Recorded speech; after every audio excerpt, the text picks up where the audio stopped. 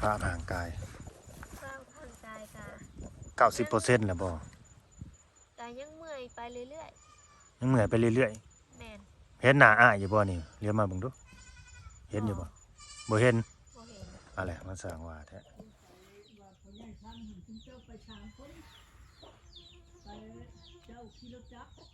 สบายดีสวัสดีพ่อแม่พี่น้อง FC ที่รักแพงเบิดสุขุสุขคนนะพี่น้องเด้อพบปะกับช่อง YouTube บ่าวลาวพาเพลินคือเก่าคือเดิมพี่น้องเลยเนาะมื้อนี้ก็ได้มีโอกาสเข้ามาเยี่ยมยามทางน้องซูมีไซบ่เนาะหรือว่าจังใดแม่นบ่ไปเก็บผักโอ้คือเปลี่ยนไปแทบว่าสิไปเก็บฮอดผักได้ผู้บ้านโอ้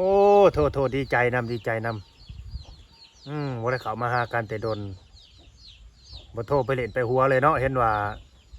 ปกติแหละก็ดีหรือว่าจำเบอร์บ่าวลาวบ่ได้บ่จำบ่ได้อีกพี่น้องเอ้ยมื้อนี้เฮาก็ได้มีโอกาสเนาะเข้ามาหาทางน้องเพิ่น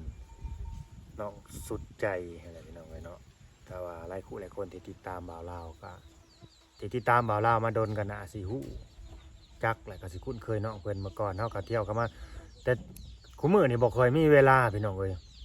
เฮาบ่ค่อยมีเวลาที่จริงก็อยู่บ้านเดียวกันอยู่เนาะแต่บ่มีเวลาแบบว่าไปเช้าแล้วมื้อใดก็กลับมาค่ำไปเช้ามื้อใดก็กลับมาค่ำเฮาแต่ละมื้อนี่เนาะก็เลยบ่ค่อยมีเวลาไปเจอน้องก็เฮิงๆยังเจอกันเทื่อนึงเนาะแบบว่าเพิ่นลงวัดนะเฮาก็ตั้งแต่ลูกเปิดเทอมหรือว่าเข้าโรงเรียนเนี่ยบ่ได้ลงใส่บาตรญาติน้ำเลยวันพระวันศีลก็ดีเพราะว่ามันบ่ถึกวันเสาร์อาทิตย์นะก็เลยบ่ได้มีโอกาสได้ลงอันนี้ก็ทางดวงตาลายเนาะอันนี้ก็ได้เพิ่นก็โทรมาหาบ่าวลาวว่าเขาไปเยี่ยมยามน้องสุดใจให้เด้อเพิ่นว่าบ่าวลาวเอ้ยเพิ่นว่าเนาะเพิ่นคิดฮอดคิดถึงเพิ่นน่ะเพิ่นอยากเห็นเนาะทางน้องสุดใจสิไปเก็บผักเอาใช้เฮ็ดยังแว่นน่ะโอ้ไปพี่น้องเลยเหลื่อมตาไปปลูกผักอยู่ใช้ก็ปลูกอยู่ไกลแท้น่ะ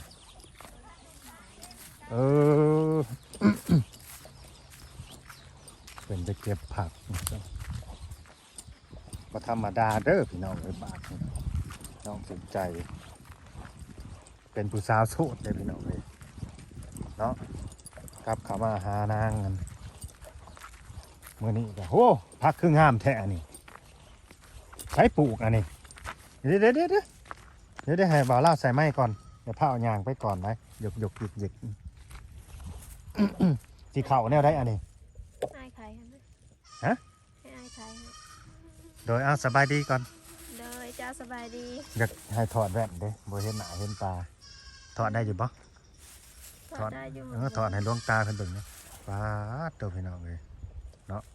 ผู้สาวอยู่ในโคกในป่าให้อ้ายเปิดให้บ่นี่นะแม่นเอาครับจุ่มหมดว่าอ้ายบ่มาแล้วไปสิเปิดให้ชาวบ้านพ่อให้พ่อมาเปิดให้แม่นพ่อเพิ่นว่าบ่ได้ปล่อยปลาว่าน้ำคือเพื่อนนวลๆอยู่บ่ลุงมันมีไปทางใดน้ำมันขุ่นเลยเราไม่ต้องปล่อยหัวกันเด้เห็นได้บ้านนี่สิเข้าได้อยู่นี่คอยเด้อมีน้ำได้ฮะทางหน้าน่ะเห็นบ่คอยเห็นหุ่งได้นี่น่ะความชินผักคืองามแท้อันนี้พ่อได้เราเป็นคนปลูกนึกว่าน้องปลูก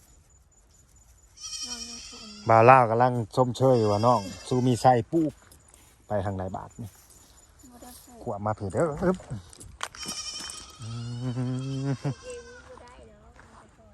บ่พอปลูกพอมาฮดบ่นี่หรือว่าน้องเป็นคนมาฮดพอฮดให้เป็นอะไรเดียวนี่สุขภาพร่างกาย90%แล้วบ่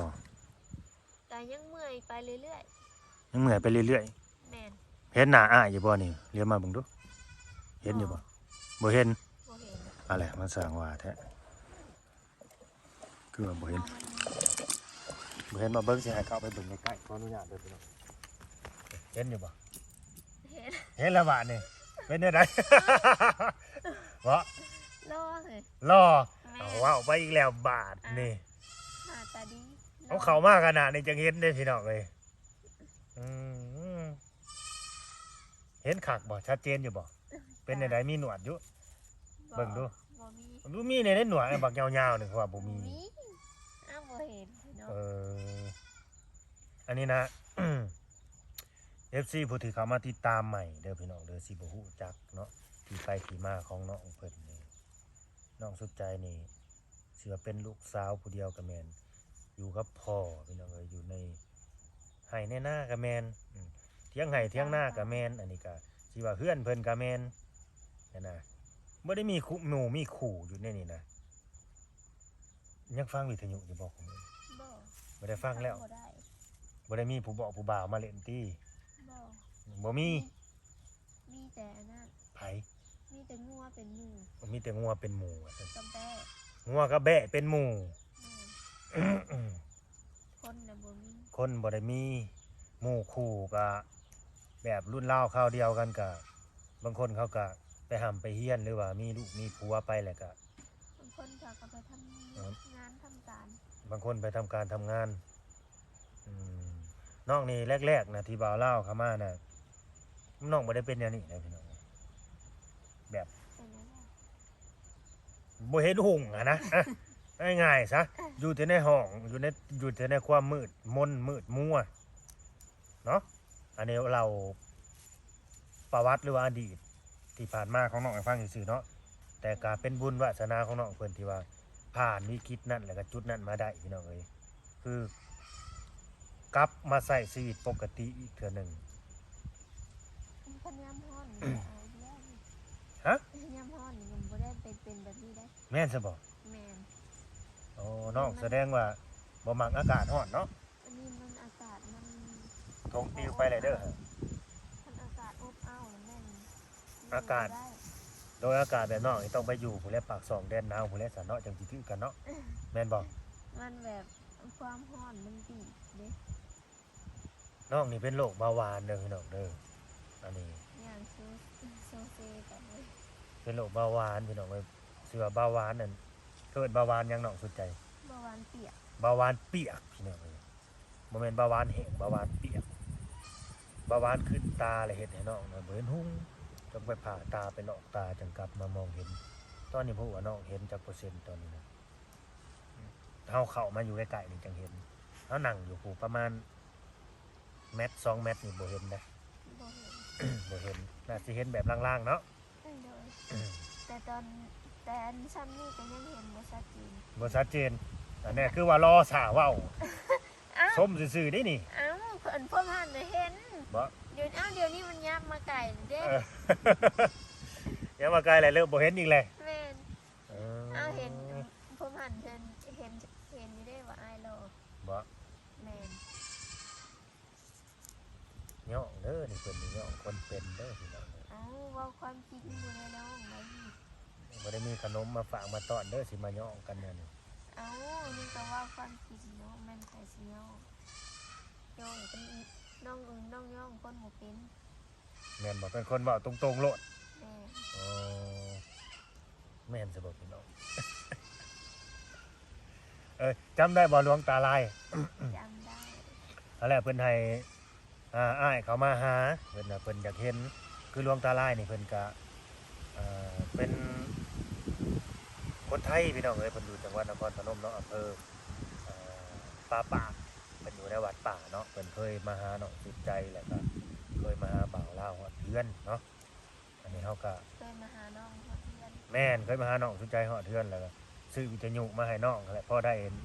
เป็นหมู่ช่วงนั้นเนาะ อันนี้เขาก็เข้ารบนับถือเพิ่นนั่นแหละเพราะเขาก็เพิ่นก็มีบุญคุณนะพี่น้องเอ้ยเขาเคยไปฮอดวัดเพิ่นผู้ใดเคยไปฮอดวัดเพิ่นพุ่น ไอ้เคยไปฮักเพิ่นเนาะ แม่น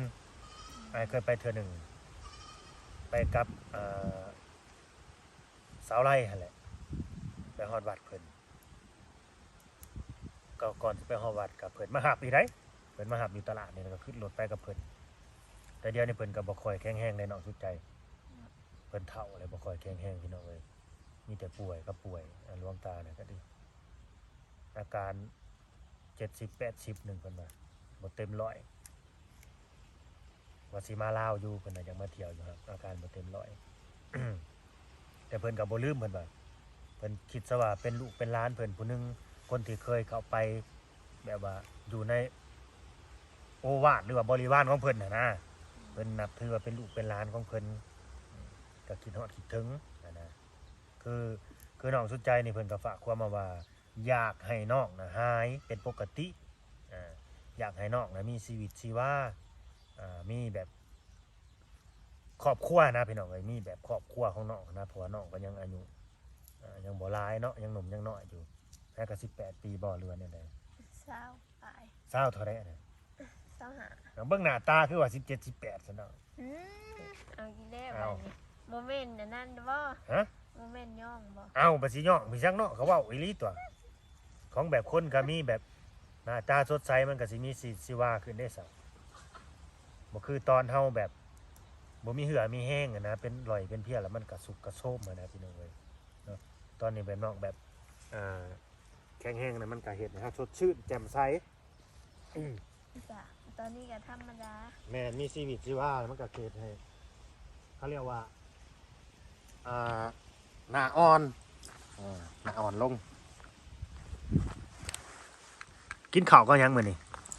อาสิแกงป่า ปลายังอ่ะนะ ปลาข้อ ไปหาปลา ซื้อ พ่อซื้อบ่ แม่น จริงๆนี่อ้ายว่าให้พ่อเจ้าน่ะเอาปลามาปล่อยในหนองนี่เอาปลาธรรมชาติหั้นนะปลาขอปลาดุกปลาเค็งนี่มันบ่ไปใส่ดอกมันก็สิอยู่นี่แหละนี่บัดโตกแรกนี่มันก็สิแห้งแล้วสามเจ้าสิกินแล้วบาดมันก็สิใหญ่เลยนี่ปลาขอปลาดุกน่ะเราบ่ได้ปล่อยยักทงเลยบ่นี่ ยังมันอันนั้นแล้วอ่ะมัน น้ำยังขุ่น น้ำขุ่น โอ้หักสิมีปลาธรรมชาติพี่น้องเอ้ยว่ามันน่าสิบืนมาอยู่มันน่าสิบืนมาเพราะว่าน้ำมันไหลมาทางนี้เนาะ เพราะว่าเขาไอโป้ได้แล้วเขาไอโป้ปล่อยแล้วมันนั่น มันตาย ตายแล้วเลยมันบ่ทันปล่อย อืมน้องสนใจยังแบบว่ายังฉีดยาคู่มือบ่ แม่น ยังฉีดยาคือเก่าเนาะ ยังฉีดยายังซักยา ซักยาควบคุมเบาหวานน่ะนะพี่น้องเอ้ยบัดยาเบิดแล้วก็ไปหับเนาะ แม่น มีแต่พ่อแล้วเนาะบางทีบ่าวลาวก็เห็นแบบพ่อของน้องเพิ่นนั่นแหละสวนกันอยู่นำทางอะนะทางเข้าเซโนนี่นะแบบนี้บางทีก็เห็นเราขับรถไปผู้เดียวเราเบิดเถลอะอยู่ผู้เดียวเรา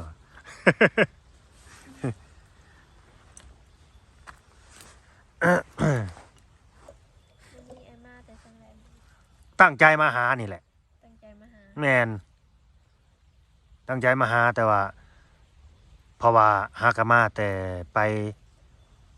ข้ามไปถาดพนมข้ามไปอำเภอถาดพนมครับมาฮอดเดือนก็3 โมงเลยก็เลยตอนนี้ประมาณ4 โมงแรงได้น้องสุดใจประมาณ4 โมงแรงตอนนี้อากาศเย็นพอดีพี่น้องเอ้ยอากาศเนี่ยพอดี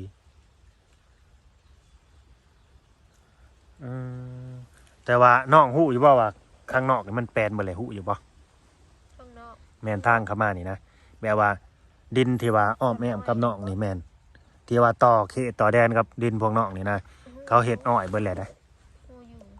แม่นอ้ายเขามากันยังว่าปาดตัวแปลนเบิดเลยพอดีแต่ลมทางมาหาก็ดีเป็นหลอมทางมาออดลอดอยู่ พ่อว่าอยู่ เขาเฮ็ดอ้อยพี่น้องเอ้ยแถวนี้แถวบ้านนั้นว่าวลาวที่อยู่นี่ส่วนมากนี่เขาสิปลูกอ้อยพี่น้องเอ้ยเพราะว่ามันมีโรงงานน้ำตาลเด้โรงงานน้ำตาลมิตรลาวสวรรณเขตนั่นแหละที่ว่านายทุนเป็นคนไทยหั้นนะแล้วเขาเลยปลูกอ้อยเบิดแถวนี้นะผู้ได้ก็ได้อ้อยก็ดี ซื้อมือนี่ไอไปไก่บ่ซื้อมือ ไปทางเมืองชนไปทางเมืองจำพรผู้ใดไปไกลใดเพราะว่า ลูกก็ไปเฮียนอยู่เซโนเด้ยามมื้อเช้าเลยไปส่งเฮียนอยู่มสเซโนมสอุทุมพรน่ะ อยู่ห้องใด มสี่ผู้ใหญ่นะมสี่ผู้น้อยนะอยู่อนุบาล2เคยได้ยินบ่โรงเรียนทวีศักดิ์บ่แม่นฮักกะเกิดนี่บ่จังเนาะ น้อง แม่นแล้วโรงเรียนทวีศักดิ์เขาฮักกะโรงเรียนประถมเด้ทวีศักดิ์นี่เขาฮักกะน่าสิฮักกะก่อตั้งขึ้นมาข้างตลาดแรงเซโน เอาอันอยู่นี่ บ่มี บ่มีบ่อันมีอันมปลายอะ อยู่บ้านเฮานี่บ่ แม่น มีแต่ว่าเขาบ่เข้าไปเขาสิแตกหนี้ไปแล้ว เป็นหยัง มันบ่ได้เรียนเขาบ่ค่อยสอน บ่มีบ่ แม่นครูอาจารย์แบบบ่ร้ายก็แม่นแล้วก็มันบ่ค่อยได้เรียนเขาก็เลยไปอืมประมาณนั้นยามมื้อเช้านี่วันธรรมดานี่7 โมงนี่สิไปส่งเขาเพราะว่า8 โมงให้มันทันบางมื้อก็ยังไปฮอด8 โมงปลายน่ะบ่ทันกลับมาอีกทีก็3 โมงแรงมาหับเขาเพื่อมาฮอดเทือนแต่ละมื้อก็4 โมง5 โมงแรง นั่นน่ะ แบบ บ่มีรถรับส่งเนาะ มีแต่มันแพงบ่มีเงินจ้างเขา มีอยู่ เดือนละ700,000รถรับส่งน่ะ อีกดึก แม่นแถวบ้านแกงแฮดนี่เดือนละ700,000พี่น้องเอ้ย700,000กับ1,000 กว่าบาทนี่แหละถ้าตีเป็นเงินบาทก็ดิหักบ่าวลาวเงินบ่หลายนะเงินบ่หลายเลยบ่มีทุนตรงนั้นสิไปส่งลูกบ่จักสิไปส่งค่ารถบ่จักสิไปส่งกันให้เขากินแต่ละมื้ออีกหานำกับบ่ทันน้องสุดใจเอ้ยสรุปสิเอาสุดใจหรือซูมีไส้เดี๋ยวนี้ซูมีไส้ก็จังร้องเพลงให้ฟังเนาะ ฮะ เออตอนนี้เอาสุดใจก่อนเดี๋ยวเปลี่ยนจากสุดใจมาเป็นซูมีไส้แล้วเฮ้ยอืมมีแหละว่าบทลำบทอิหยังอ่ะ มี มีเนาะ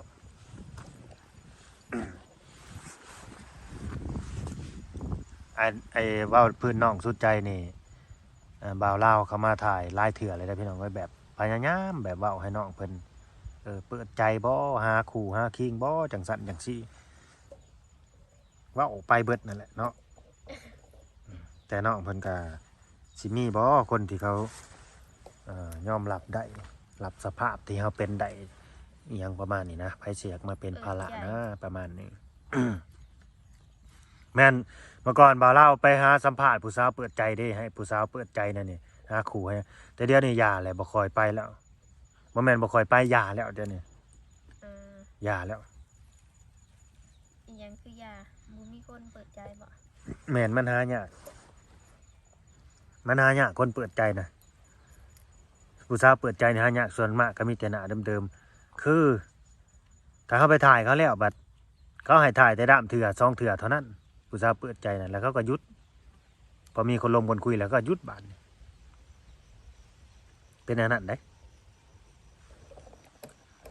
น้องอันนั้นเจ้าคือเจ้าเขาไปหาเราอัน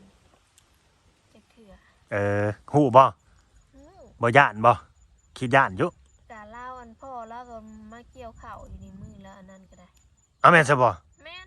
เขายังเกี่ยวเข่าวอยู่ซะบ่ แม่นมือเสียนะ เออ ไปมือสินละวันสินรับดับนะ แม่นๆเอาเขาก็แล้วนี่ที่สเกี่ยวเข่าวน่ะเนาะ แม่งเขามาเกี่ยวข้าวอยู่ในนี่ อ๋อ นะข้าวหน้าข้าวนั้นแล้วโดดแล้ โอ้ ว แต่ว่ามาเกี่ยวอยู่นี้ แม่น มาเกี่ยวกับไผ มื้อน่ะ เกี่ยวกับอันพี่น้องเพิ่นแล้ว เออ ซึ่งเพิ่นไปปิกอันไอแดนั่นน่ะ โดยเขาเสียอยู่ไสนี่น้องน่ะเสียอยู่เถียงบ่หรือเสียอยู่ในบ้าน ว่าอันอาจสิเป็นในบ้านเด้อ อื ค่ะ มอันนี้ก็เว่าพื้นเด้อพี่น้องเด้อขอแสดงความเสียใจทางครอบครัวเขาเจ้าแหละเนาะเพราะว่าน้องเพิ่นก็เสียไปมันบ่แม่นสิฮอด15 มื้อแล้วบ่นี่บ่แม่น เข้าไปหาเราจักเถื่อ อ้ายไป2 เถื่อ3 เถื่อผู้ใด 3 เถื่อน้องอันน่ะเด้พี่น้องไอ้คนทองปุ้งอันเด้ตัวน้อยๆนะอายุ20ปลายปีคือกันนั่นน่ะก็ดีซื้อน้องแววเด้ที่เฮาไปถ่ายคลิปถ้า FC ติดตามนี่ก็น่าสิเห็นที่ว่าน้องเป็นท้องใหญ่เป็นม้ามบ่หรือเป็นป่างกินเลือดนี่หยังหั่นแหละน้องเพิ่นเสียแล้วพี่น้องเอ้ยเสียแล้ว ทนสู้กับโรคหลายมาก็หลายปี แต่สุดท้ายก็สู้มันบ่ไหวบ่มีเงินรักษาบ่มีเงินไปตื่มเลือดแล้วก็เมื่อยนะเป็นเมื่อยเป็นหยังเขาแล้วก็ ทนความเมื่อยความยังบ่ไหวแล้วครับไปเท่านั้นแหละพี่น้องเอ้ยคนเฮาเนาะเฮ็ดแม่ซั่นถืออันนี้มากันนะมาเล่า พ่อจะได้เห็นหน้าน้องนะ เอาเห็นอยู่บ่น้องสุใจก็เห็นบ่ บ่ได้เว่าเรื่อง เว่าเล่าวนะ แม่น น้องน้อยเราก็เกิดมาก็เกิดมา เจ้าว่ามาเกิดเป็นผู้นี้อีกบ่จังเนาะ เกิดช่วงเกี่ยวข้าวนี่แหละ อ๋อ ผู้น้องอันผู้ ได้จักเดือน ฮอดเดือนแล้วบ่ จ้า น้องผู้น้อยหั่น นี่ นะ ก็จำบ่ได้ว่าเราเกิดตอน มื้อน่ะก็เห็นอยู่น้องน้อยๆน่ะก็จะถ่วงเอ้าจะได้ลูกน้อยอีกแล้วบ่วะได้แล้วเพิ่นว่าฮักเฮาก็บ่ได้ถามถึงดอกพี่น้องเอ้ยเรื่องนั้นลูกสาวเพิ่นนั่นแหละผู้เสียเฮาก็บ่ได้เอากระเซยไปเลยบ่อยากไปถามแบบว่า แบบให้เขาเจ้าแบบพอดีบ่สบายใจนะพอดีเป็นทุกข์ใจนะก็เลยเฮ็ดคือบ่ฮู้บ่เห็นหยังไปเลย แต่จริงๆมื้อน่ะอ้ายก็บ่ฮู้ได้เขาว่าพ่อบ้านประกาศหากบ่ได้ยิน เขาจะโทรมาบอกอยู่ก่อน อ่า คืนโทรมาบอกพ่อเราออกไปเราเอาไปบ่ได้แล้วอะน้องอันอยู่คนเดียวบ่ได้เด้ อ๋อกระโตวันชินดับเลยมื้อนั้นน่ะ เสียมื้อน่ะเขาก็ไปมื้อนั้นเลย ไปทิพมื้อนั้นเลยนะพี่น้องเขาน่ะบ่ได้ยินครับชาวบ้านประกาศนะมันลมแน่มื้อนั้นมันลมมันหนาวจนลุงเพิ่นไปเก็บเงินประกันภัยไอ้เวียงหั่นเด้ แม่น ไปเก็บเงินไว้เฮ้ยว่าซั่นเก็บเงินในเด้อว่าซั่นเงินประกันภัยเอาประกันภัยไผวะผู้ใดตายน่ะว่ะจนถามได้ได้อ้ายกันดิโอ้หลานว่าซั่นหลานลูกน้องชายว่าแล้วก็คิดสวนออกเลยว่าต้องเป็นคนนั้นนางแววน่ะบ่ว่าแม่นแล้วว่าซั่นเอาเสียถึงเฮาได้เสียหวังวันสิ้นดับนี่เพิ่นว่าอุกกะลุกกันอยู่กันกลางคืนมื้อน่ะว่าซั่นย่านผีกับพ่อย่านเราอ่ะ เอาแล้วพ่อบ้านบ่ได้ประกาศบ่ว่าประกาศอยู่เพิ่นว่า บ้านนั้นน้องตะกอกตะกบเขาก็มาว่าซั่นเขาได้ยินอ้าวบัดในเฮือนคือบ่ได้ยินว่า นี่ก็อันลูกชายเราได้โทรมาบอกพ่อนี่ก็ ไผลูกชายคนใด ก็มีคนเดียวนั่นแล้วลูกชายเราอ่ะ หมอน่ะนะบ่ แม่น จักชื่อนี่ใดเนาะน้องนางอันน่ะได้เนาะเป็นน้องของนางแววเนาะลูกชายอัน บ่แม่นลูกชายพ่อ เออ โทรมาบอก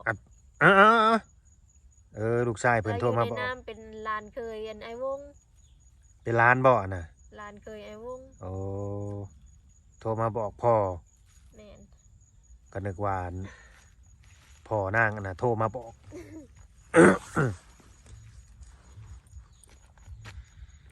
ก็ไปฮอดพุ่นเลยพี่น้องเอ้ยหลายคู่หลายคนก็น่าสิฮู้เนาะน่าสิเคยเห็นอยู่พอถ่ายลงเฟซเนาะก็ถ่ายลง YouTube มันก็ถ่ายไปก็มีผู้ใหญ่เพิ่นซอยมากก็100ตอนนั้นน่ะแบบซอยเรือน้องเพิ่นเข้ามานะเอาเงินไปให้2 ล้านแหละช่วงนั้นก็ดีพอได้ให้เขาไปตื่มกันไปเติมเลือด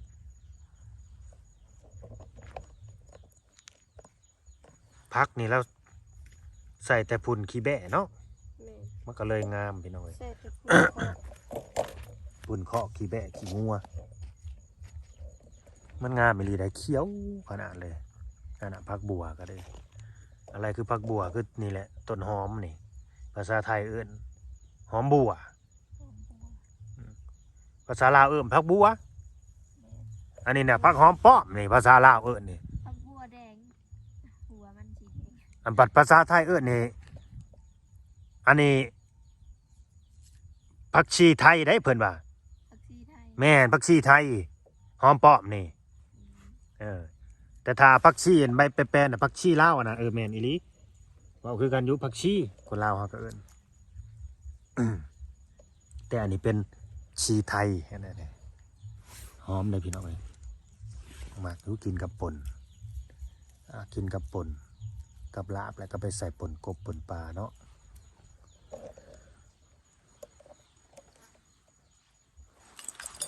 อันนี้คือซีเมนต์ผักกาดเนาะปลูกใหม่นี่เนาะ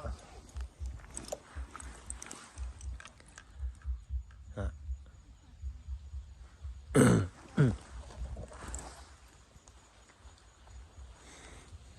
อ้หน้ามันกระบกหลายเติบเนาะพุ่นอาการวักเทิงๆพี่อยู่เทิงพี่เมื่อก่อนหน้ามันอยากเต็มน้องพุ่นได้นี่ ลูกเจ้ามาแล้ว ไม่นี่บ่มาแล้วบ่ได้ไปโรงเรียนบ่ได้ไปพากันหยุดไปเที่ยวข้ามไปนครพนมหมักบวบมันก็ขึ้นไปสูงแต่ขึ้นไปฮอดต้นนั้นหั่งผู้อันน่ะผู้แล้วปลูกบ่อะน่ะพอน้องปลูกบ่ปล่อยมันขึ้นฮอดต้นหั่งผู้เขาบ่ได้กินมัน ผู้น่ะผู้น้ำต้นอันน่ะก็ขึ้นอยู่เพราะว่าแต่ต้นหั่งจะต้นพี่สังอันน่ะแสดงว่าอาการน้องเพิ่นก็ถือว่าดีขึ้นพี่น้องเอ้ยเนาะดีพอสมควร นอนยามมัน ขอให้น้องเพิ่นกลับมาหายเห็นหุ่งแบบว่า100%แล้วก็แข็งแรงปกติเนาะลูกได้ไปเป็นกูมื้อนี้ยังลงตากบาตรอยู่บ่วันศีลน่ะ บ่ วันศีลนั่นดับหม้องใดบ่ได้ลงบ่ บ่ ศีลเพ่งหม้องใดนี่ได้ซะ บ่ได้ลง อ้าวศีลเพ่งบ่ได้ลง บ่ได้ลงให้ลงบ่ได้ เป็นหยังบ่มีผู้พาลง เมื่อย อ้าว มันอัน มันแดดมันร้อนซะบ่ ไปไกลบ่ได้ละอันบ่ได้หลายมันอันนั้นเด้มันแบบเป็นแบบหน้ามืดตามัว บัดมันอยากมืดมันก็มืดแล้วบ่เดี๋ยวนี้น่ะ แม่น โอ้ยบัดอยากมืดก็มืดโลด หน้ามืดแล้วลมดุ่มอยู่เลย อืมแบบคล้ายๆเป็นวูบไปโลดเนาะ แม่น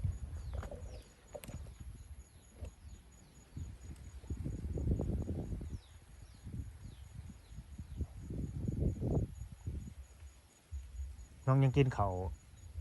เจ้าอยู่บ่ อันดอย เออ เจ้า ข้าวเหนียวนี่บ่ได้กินเลยแม่นบ่ บ่น้องบ่ได้กินเลย นี่แหละแพทย์หมอก็ห้ามคือกันพี่น้องเลยห้ามให้กินข้าวเหนียวเพราะว่า เพิ่นสิว่าข้าวเหนียวนี่มันมีน้ำตาลหลายเด้น้องนี่กินแต่ข้าวเจ้าตลอดเลย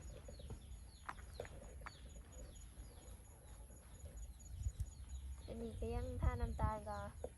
ขึ้น300 400อยู่ตลอดบ่ได้ลงเลย ยังขึ้นฮอด300 400อยู่ โดย ลืมมัวแต่ถ่ายบ่ได้เบิ่งว่าเด็ดพักกันเด็ดทึกสิบ่หรือว่าลิไปมั่วไปรถ งุ้มเอาตัวมันลุ่มๆสุด อืม เห็นอยู่บ่เหงาพักบัวน่ะเห็นอยู่ บ่ งมไปเลยแม่นบ่ แม่น บ่ได้เห็นได้พี่น้องเอ้ยงมไปเลยจับไปเลยได้ลิเอาซื่อๆแบบใส่ความชำนาญในมืออันนี้แหละถ้าเกิดว่าเพิ่นหายเนาะมันมีขี้เข็บแมงอดซะอยู่นี่ก็บ่เห็นมันซ้ำ บ่เห็น บ่เห็นอีหลีพี่น้องเอ้ยเด้แว่นตกก็บ่ฮู้เมื่อซะ บ่ฮู้เมื่อละ อืม มันอันนั้นเด้บ่เห็น เอามีงานบุญบ่ในบ้านนี่เปิดตู้บึมๆซะ เสียงเขาเปิดตู้ตามเพื่อนเขา อ๋อ ได้ยินเนี่ยเสียงตู้นี่คู่มือแบบลมมันส่งมานะ โอ้ในบ้านนี่บ่ มันสิส่งมาทาง เสียงตู้อยู่ในบ้านนาสนุดพี่น้องเอ้ย น่าสนุกทางน้ำพูแหละมัน บ้าน ดังมาไก่ได้มัน บ้านน่าสนุก ลมพัด บ้านนาสนุดบ้านดงมักงิ้วเพิ่นสิว่านะประมาณนี้อืมไผสิแกงปลานะพ่อสิแกงบ่หรือน้องสิแกง พ่อแหละ น้องก็เฮ็ดกินอยู่บ่ เลยเก็บพักขึ้นไปให้ คือว่ามาของได้นี่เฮ็ดงมล้างถ้วยอยู่นะ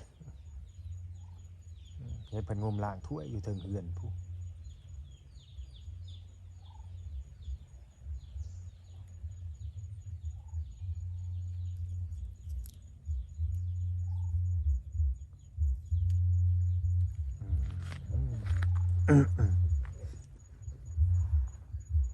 สงสัยมีงานดองนั่นอยู่ในบ้านนาสนุน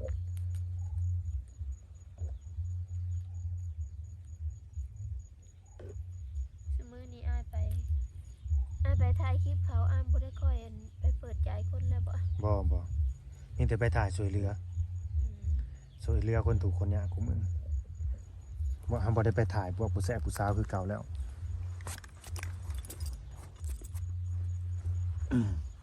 บ่ได้ไปเปิดใจบ่ได้ไปหาคู่ให้เปิดใจ FC แล้วคุมื้อนี้แต่ก็ยังมีแบบ FC เพิ่นยังแบบยังทักมาถามอยู่ได้ FC ผู้บ่าวหั่นแหละหนุ่มโสดไปยังแหละทักมาถามแบบว่าขอเฟซขอหยังผู้สาวคนนั้นคนนี้นี่นะที่จริงคลิปมันก็ผ่านไปหลายเดือนแล้วแบบนี้นะก็ยังมาขอกันอยู่กระถึกอยู่ป้าตัวยาวดีพี่น้องเลยคลิปนี้ ถือว่ายาวพอสมควรนะเอาเบิ่งให้เต็มอิ่มจุใจไปเลย น้องสิถามให้ ว่า น้องบ่ฮู้เด้อถามให้ในฐานะอ้ายคนเคยเปิดใจอันผู้สาวเนาะ แม่น คำว่าปลื้มนี่แม่นมันคืออีหยังให้ ปื้ม บ่ฮู้ คำว่าปื้มนี่แม่นคืออีหยัง แม่นน้องเคยได้ยินแต่หมู่คู่เขาเว้า อะแสดงว่าน้องปื้มไผบ่อยู่บ่ซะมีคนปื้ม บ่ เออปื้มบ่ แม่น คำว่าปื้มก็คือถือกอกถือใจ อ่า เขาถือกอกถือใจเขาหั่นล่ะแบบว่ามีความรู้สึกดีๆกับเขาอย่างประมาณนี้นะเข้าใจบ่โอ้ยปลื้มใจข่อยเด้เจ้านี่อย่างประมาณนี้ เคยได้ยินแต่หมู่แล้วเว้า ก็เลยถามมึงได้ยินแต่หังบ่เข้าใจบ่เข้าใจความหมายนะ บ่เข้าใจมึงนู่นน้อง นะบ่เคยมีผู้บ่าว แม่ เนาะ แม่นน้องบ่เคยมีผู้บ่าวบ่เคยมีความหัก ก็เลยบ่ฮู้คำว่าปลื้มเป็นแนวใดเจ้าพี่น้องเอ้ย สิมีคนปลื้มใจน้องสุดใจอยู่บ่เด้เนาะพูดสิว่าสิบ่มีบ่ลงเรือเข้ามาปลื้มใจน้องสุดใจนี่ ยันบ่มี เป็นบ่มีเนาะ แม่น มีมันต้องมีแหละ คือสิคืออยู่บ่ว่ามี สิคืออยู่บ่ ซั่นก็คือบ่คือแล้วเนาะแล้วแต่แล้วบุญวาสนาไปมัน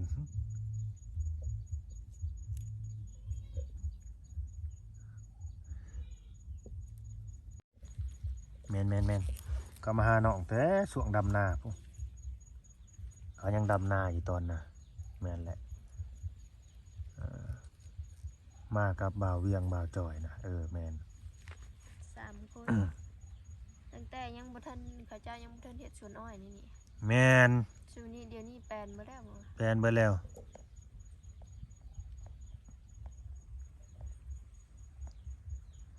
น้องสุดใจ โดย จำได้บ่อันพออันนะที่ว่า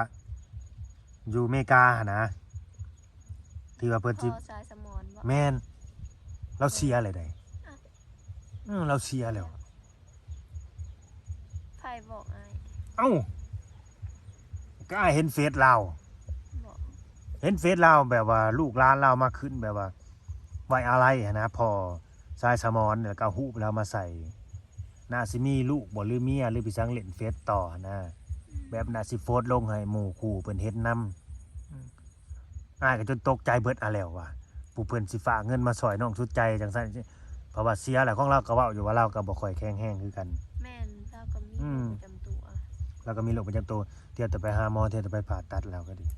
โดย บัดไปเลยเราก็ดี ด้วยอายุบ่แม่น60ปลายผู้บ่หรือเท่าใดแหละจำบ่ได้ คือสิรุ่นเก้าเล่าเก้าเดียวก็พอ มื้อน่ะจักไปเล่นเฟซในใดเลื่อนไปเลื่อนมาบัดเห็นว่าสื่อทรายสมอนก็เลย กดเข้าไปเบิ่งบัดเอ้าเคยแชทเคยล่มกับเพิ่นอยู่นี่ว่าบัดแม่นคนเดียวกันกับที่ว่า เคยส่งเงินมาให้ทางน้องสุดใจนะส่งมาทางร้านเพิ่นล่ะว่าทางเซโนบ่ แม่นพี่น้องเพิ่น พี่น้องมาแล้วเพราะว่าตุยซ้ำพี่น้องเลยเราก็ได้โอ้ย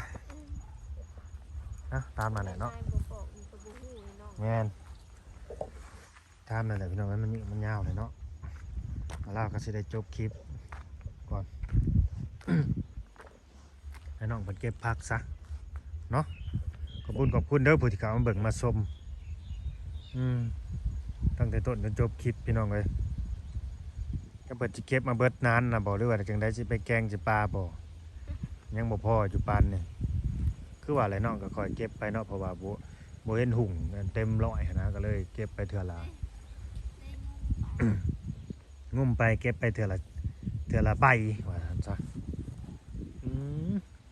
เฮ็ดยังได้ออกเนาะท้องผ้าเป็นแบบว่าเป็นก้อนเนี่ยนี่นะ เฮ็ดออกบ่คันเป็นแบบนี้นะ แม่น จังว่าสิเฮ็ดบ่อีกขาว เฮ็ดบดเฮ็ดขาวหั่นแหละโอเคเด้อพี่น้องเด้อฝากกดไลค์กดแชร์กดติดตามขอบคุณเนาะ FC ที่หักแพงเนาะบ่ว่าสิอยู่ภายในหรือต่างประเทศเด้อสิเป็นคนลาวคนไทยเนาะก็ขอบคุณหลายๆที่เข้ามาเบิ่งมาชมให้กำลังใจบ่าวลาวเนาะด้วยดีเสมอมาแหละพี่น้องเอ้ยเนาะครับสบายดีพี่น้องเอ้ยสบายดีน้องสุดใจ โดยเจ้าสบายดี โดยสบายดีให้ ส เจ้า บายดี FC ทุกคนบ๊ายบาย บ๊ายบายให้เจ้าอยู่ดีมีแห้งเด้อ โดยเช่นกันเช่นกัน ส่วนเศร้าให้ห่วงให้หายพญาโลคาก็ดีกลับมามองเห็น